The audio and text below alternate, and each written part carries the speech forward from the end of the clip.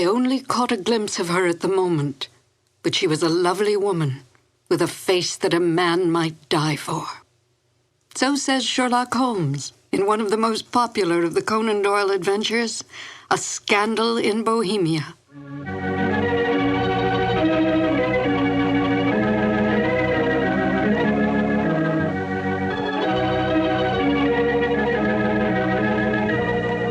Hello, and welcome to 2 more new adventures of Sherlock Holmes. My name is Peggy Weber, and I had, as a young actress, the good fortune to perform with Basil Rathbone and Nigel Bruce on some of their Sherlock Holmes radio broadcasts. To Sherlock Holmes, Irene Adler was the woman.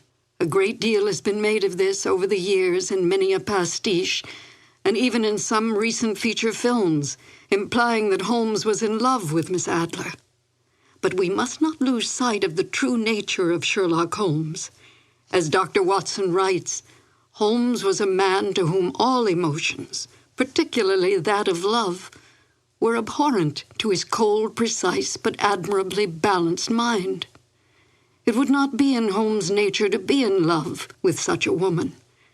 We must also bear in mind that outward signs of love in the Victorian era were suppressed.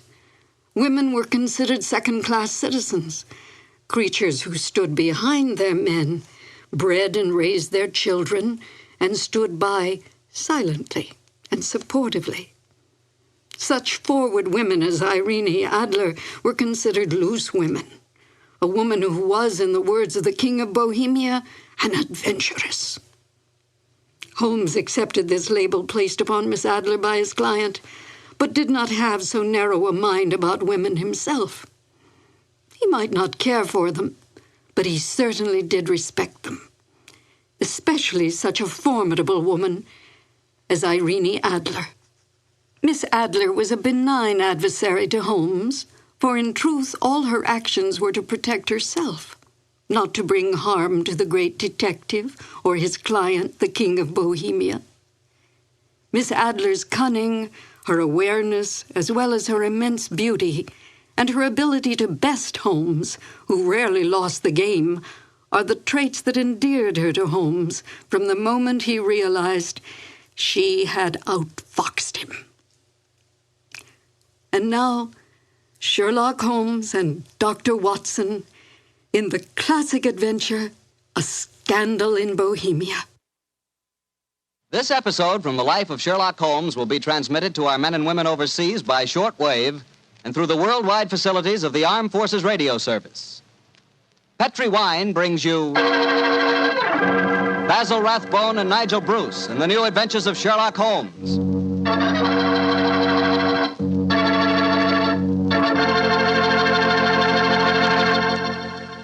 The Petri family, the family that took time to bring you good wine, invites you to listen to Dr. Watson tell us another exciting adventure he shared with his old friend, that master detective, Sherlock Holmes. And you know something? I had an adventure tonight I wish you could have shared with me. I had a steak about, 1.5 inches thick, tender, juicy, and with it I had a glass of Petri California Burgundy. Now there's a combination, steak and Petri Burgundy. That Petri Burgundy's a perfect mealtime wine. It's a rich red wine that's hearty and full of flavor. Flavor that comes right from the heart of the grape. And don't think that Petri Burgundy is only good with steak. It'll make a hamburger sandwich taste like a feast, too. Try Petri Burgundy with any meat or meat dish. It's just wonderful.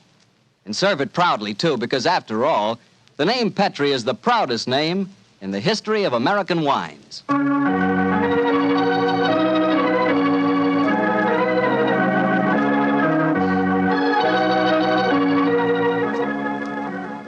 And now I know Dr. Watson's waiting for us, so let's go in and join him. Come in, come in, come in, come in.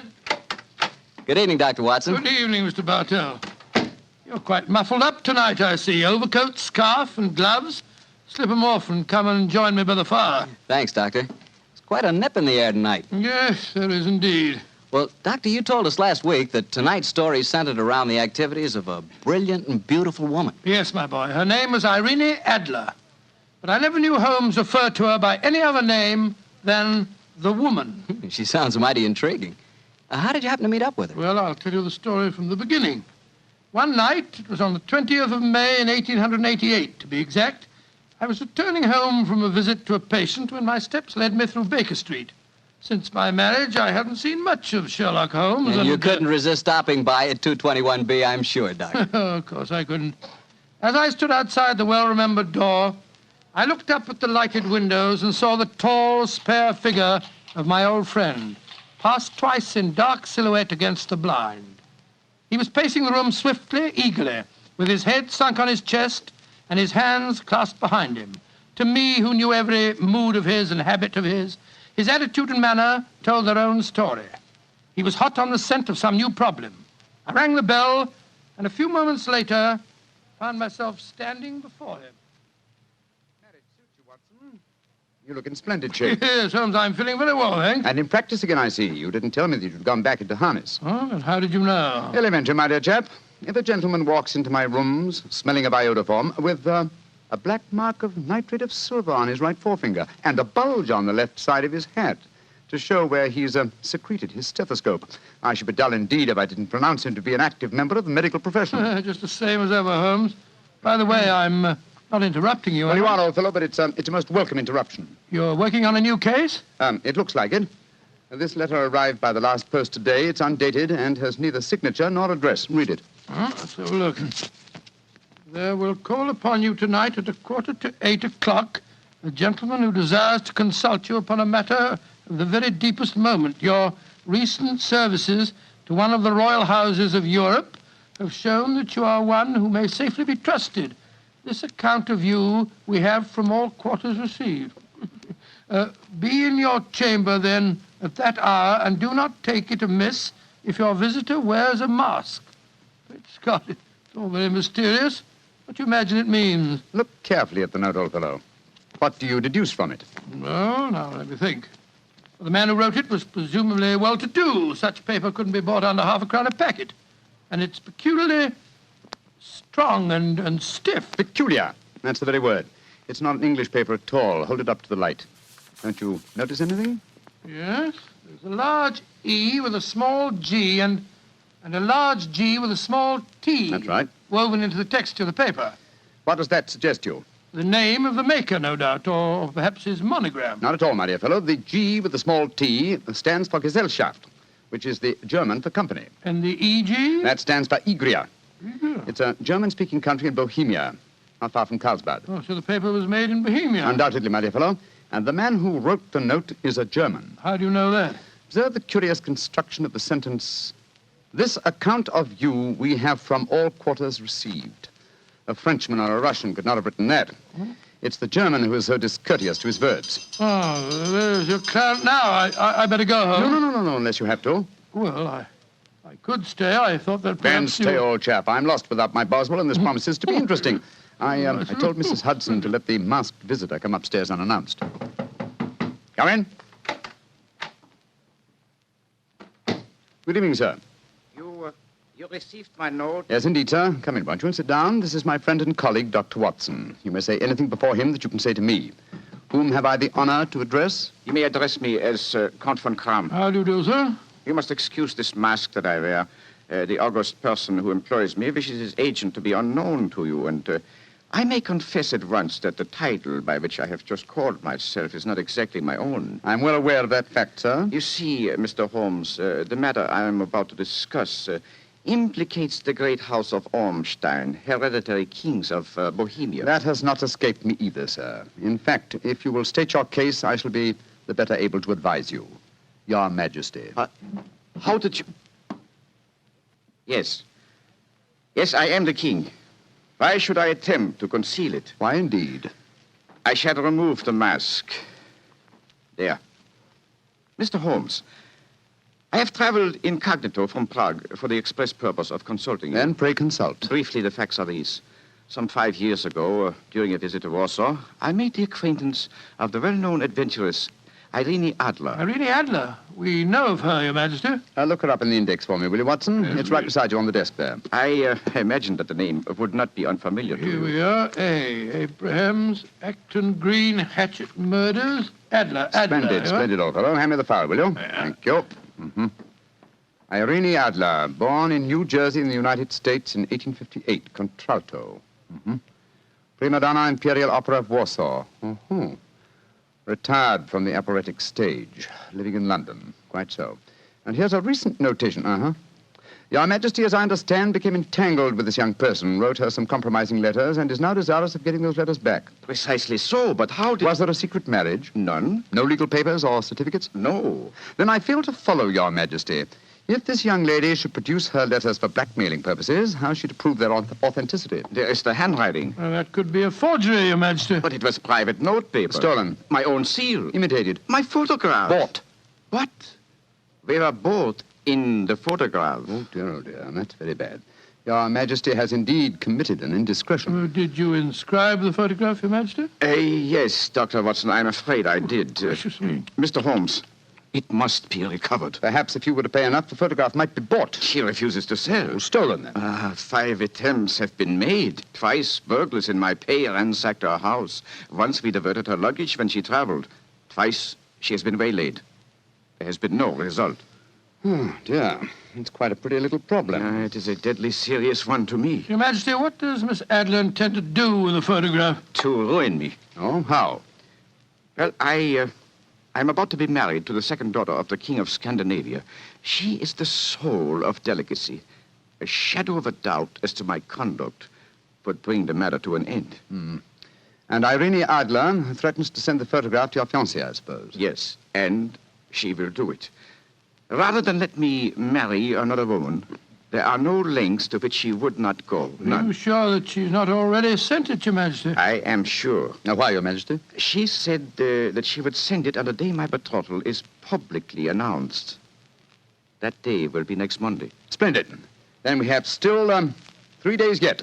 Your Majesty will, of course, stay in London for the present. Certainly. You will find me at the Langham Hotel, registered as Count von Kram. Just 2 questions before you leave, sir. What are they? Is the photograph large or small? Quite large. And it was in a heavy frame. I see. And what is Miss Irene Adler's London address? Brioni Lodge, Serpentine Avenue, St. John's Wood. Thank you, Your Majesty. Good night, and I trust we shall soon have some good news for you. I am placing all my hopes in you, Mr. Holmes. Good night. Good night, Dr. Watson. Good night, Your Majesty. Fascinating problem, Holmes. I wish I could help you with it. You can, my dear chap. Huh? I shall be glad of your company. Oh, splendid. What's our first move, Holmes? Well, a good night's rest, I think. We'll meet here at 10 o'clock tomorrow morning. And then? Then, my dear fellow, we will see what we can find out about Miss Irene Adler, late of the Warsaw Imperial Opera Company and at present residing at Briony Lodge, Serpentine Avenue, St. John's Wood.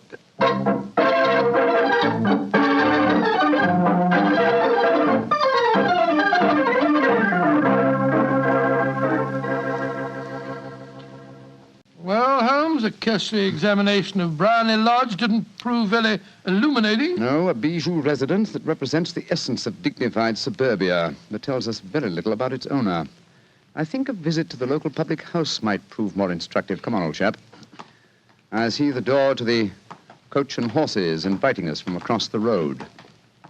Well, our disguises shouldn't cause any suspicion, Holmes. That's why I suggested them. In the character of a couple of stable hands, I felt that we might inspire confidence. This is a horsey neighborhood. There's a wonderful sympathy and Freemasonry among the fraternity. There we are. Better let me do most of the talking. Yes, I will indeed. I'm sure that your accent will be more convincing than mine. Let's go in, shall we?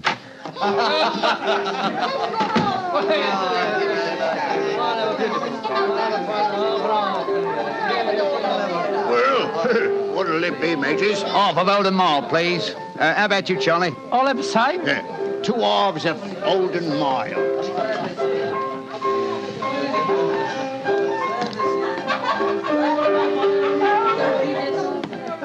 Well, here you are, mateys. That'll be a tenner. Have a drink with us, Governor. Oh, don't mind if I do. I'll have a Guinness. You blokes new round here? Yes, that's right. Came over from Clapham. Clapham, eh? Well, here's looking at you. Hunting for jobs? That's right. We was told that Miss Adler across at Briony Lodge needed a new coachman and a groom. Well, it's the first I've heard of it. It might be true. Have you been over there to ask? No, not yet. We thought we'd find out something about the old girl first. She ain't no old girl, matey. She's the prettiest young thing you ever saw under a bonnet, and that's a fact. You know her, Governor? Why, of course I know her. Used to drive her carriage, I did, before I came to work here. Oh, what's she like? Oh, nice little lady, as you'll find, chum. Work you hard? No. She lives quiet, like. Goes out singing at concerts once in a while. The rest of the time, it's money for jam.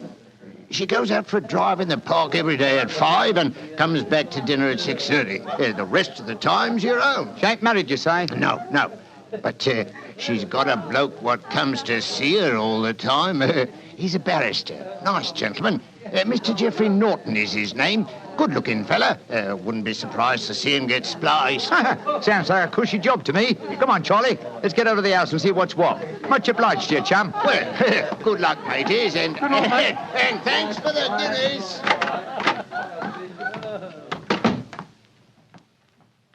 What's our next move, Holmes? Let's stroll back to Briny Lodge. I'm undecided whether to continue my investigation there or to try and find out something about Mr. Geoffrey Norton, the barrister. If he's just her lawyer and nothing else, it's more than likely that she's entrusted the photograph to his safekeeping. Hello. There's a cab waiting outside Miss Adler's house. Hurry, Watson. Maybe Mr. Norton's. Here we are at the gate. Yes. Here comes a man hurrying down the pathway. Quick. Flatten yourself behind this post. Listen. Where to now, Mr. Norton? Drive like the devil. First to Gross and Hankey's in Regent Street, and then to the Church of St. Monica in the Edgware Road. Half a sovereign if you do it in 20 minutes. Right, y'all, Mr. Norton. Up in. Try and signal the cab, Watson. We must follow him. Well, here comes one. Oh, no, it isn't. It's a private carriage. Miss Adler's, no doubt. Here she comes down the pathway. Back behind the post again, Watson.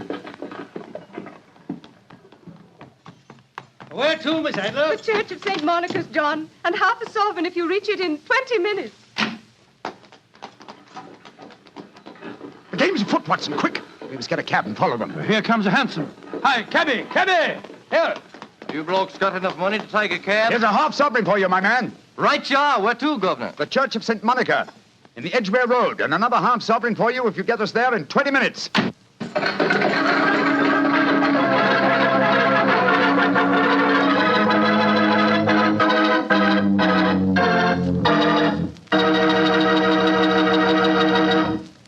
We'll hear the rest of Dr. Watson's story in just a second, but let me tell you something. If you're going to have chicken for dinner tomorrow night, or any night, don't forget to serve that chicken with Petri California Sauterne. Believe me, Petri Sauterne is just about the last word in white wines. It's beautifully golden in color, it's delicate and intriguing in flavor, and it's just, well, you taste it and see for yourself. If you want a delicious white wine, you certainly want a Petri Sauterne. Well, Doctor, once again, you broke off your story at the most exciting point. Did you and Sherlock Holmes reach that church inside the 20 minutes? Yes, Mr. Bartell, we did, but the other carriages were there before us. Holmes went into the church after telling me to guard the outside. I must have waited for 10 minutes or more before Mr. Geoffrey Norton and Miss Adler came out, spoke a few words to each other, and then left in their separate conveyances.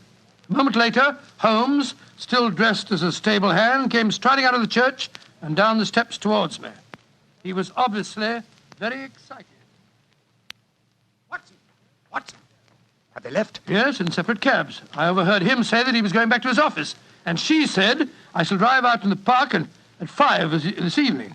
Splendid, old fellow. Then come on. We can return to Baker Street. What happened inside the church, Holmes? They were married. Married? Of course. The ceremony would have been illegal if it had been performed after noon. That accounted for their wild dash to the church. Jump into the cab. Where to now, Governor? 221B Baker Street. Oh, so they got married, eh? Yes, and it may amuse you to know that I acted as witness at the ceremony. Oh, you did? But how did that happen? Their own witness had failed to appear, and I was dragged into the breach. The bride gave me this sovereign as a memento. I think I'll wear it on my watch chain in memory of the occasion. What an amazing situation. Things begin to look better for the king, don't they? Yes. Now that she's Mrs. Norton, the chances are that she won't want to expose His Majesty after all. I hope so, Watson, I hope so. But we can't afford to take any chances. I think the time is right for us to come to closer grips with the lady.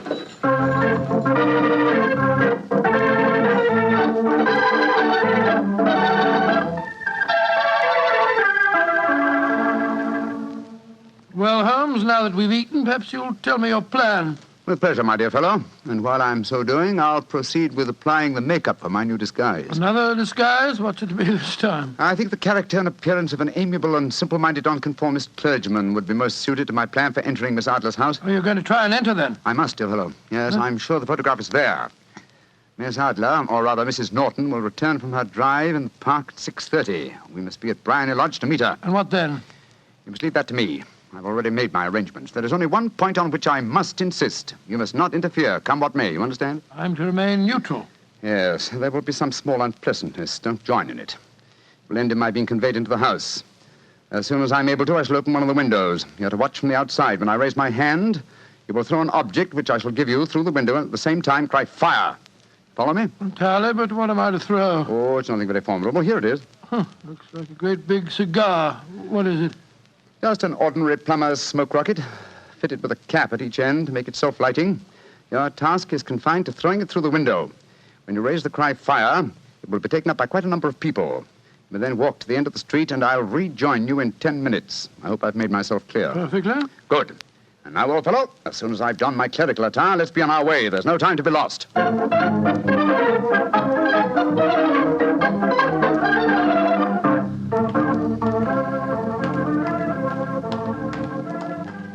It's nearly 6:30, Holmes.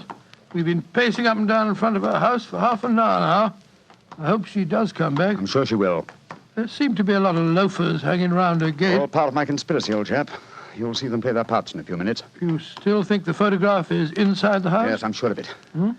It's most unlikely that she carries it about with her. Remember, the king told us it was a large frame picture. And also remember that she'd planned to use it within a few days. It must be where she can lay her hands on it. It must be inside her house. But her house has been burgled twice. They don't know how to look. Well, how will you look? I won't. I'll get her to show me. She'll refuse. No, she won't be able to. Shh. Here comes the carriage now. Remember, Watson, carry out my orders to the letter. Yes, you can trust me, Holmes. Good luck.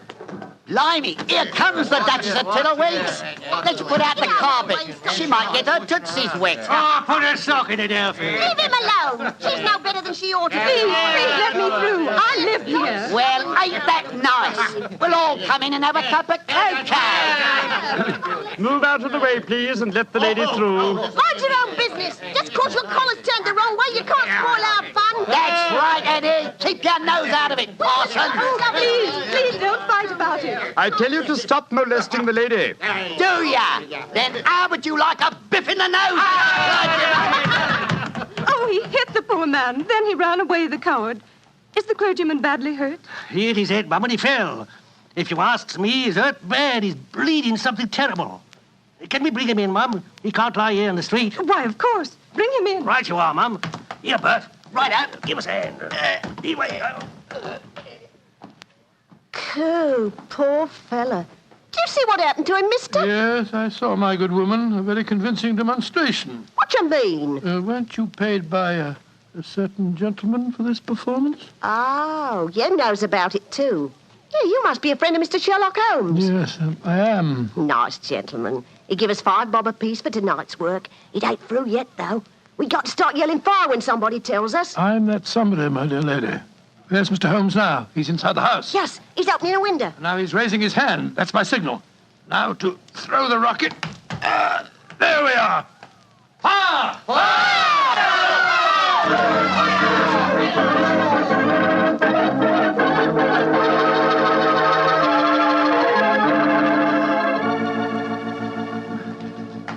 Holmes, there you are. You have the photograph? No, but I know where it is. She showed me, as I told you she would. I'm still in the dark. There's no mystery, old chap. When my accomplices started the round the street, I had a little moist red paint in my hand. As my good friend Alfie pretended to strike me, I clapped my hand to my head and fell down. It's an old trick. Yes, I understand that, but how did my throwing the rocket help you? It was all important, my dear fellow. When a woman thinks her home is on fire, her instinct is at once to rush to the thing she values most. A married woman grabs her baby. An unmarried reaches for her jewel box. In this case, of course, it was the photograph. Where was it? In a recess in the living room, just above the right-hand bell pull. I caught a glimpse of it as she half drew it out. When I made it known that the fire was a false alarm, she replaced the photograph. As soon as I was able, I assured her that I was feeling well enough to leave. You didn't take the photograph, then? No, I felt that the Over-precipitance at this stage might ruin everything. And what do we do now? Drive to the Langham Hotel and inform His Majesty of what has happened. Then return with him here. After that, my dear chap, the case will be ended.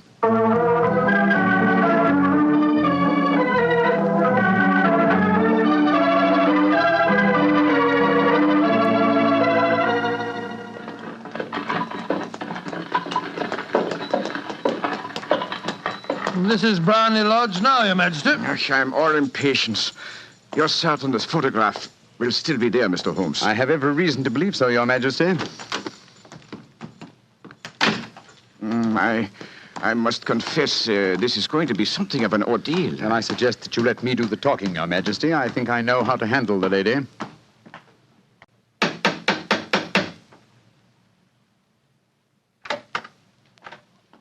Mr. Sherlock Holmes, I believe. Yes. I am Mr. Holmes. How did you know? My mistress told me that you would be likely to call. She has left for the continent with her husband. You mean she's left England? Never to return. Then the papers, the photograph. All is lost, Mr. Holmes. We'll soon see. Follow me. She said you'd been looking for something. I hope you find it. This was the bell pull. There's a sliding panel behind it somewhere. Ah, here it is.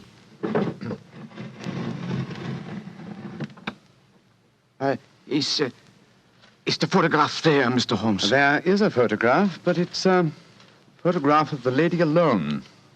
Here's a letter, and it's addressed to me. Well, what's it say, Holmes? My dear Mr. Sherlock Holmes, you really did it very well.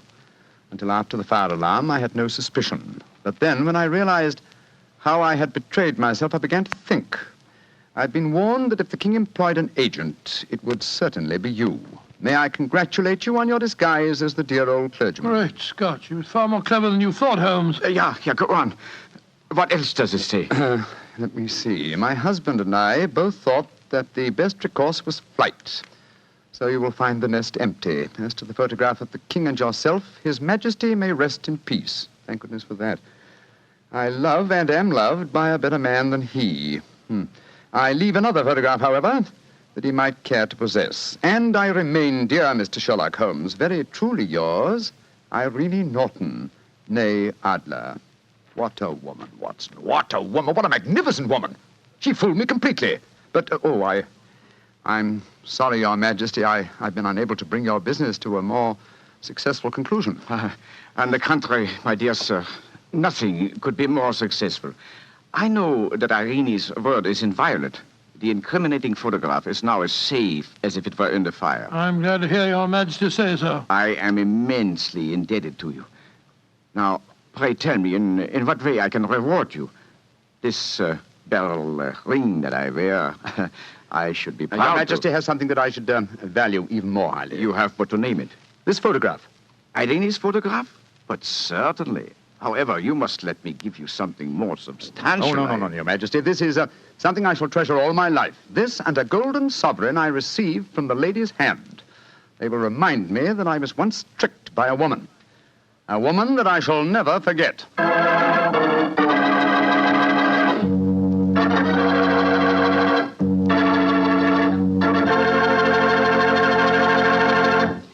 What a woman, that Mrs. Adler. Or should I say, Mrs. Norton. That's the kind of woman I could really go for, Doctor. Yes, you could. Just between ourselves, you know, I sort of could go for her myself. She was intelligent. Yeah, she was rich. Beautiful. That's the kind of woman you want sitting next to you in front of a cozy fire on a nippy fall night. Just the three of you. The three of you? Mm-hmm. You, she, and a glass of Petri port. Mr. Bartelli. Why not? That Petri California port is some wine. Boy, that Petri family really knows how to make good wine, all right. And no wonder. Look at all the experience they've had. Ever since they started the Petri business way back in the 1800s, the Petri family has handed down from father to son, the art of selecting perfect sun-ripened California grapes and making them into clear, fragrant, delicious wine. Those letters, P-E-T-R-I, on the label of every bottle of Petri wine are the personal assurance of the Petri family that every drop of wine in that bottle is good wine. It's got to be, because Petri took time to bring you good wine.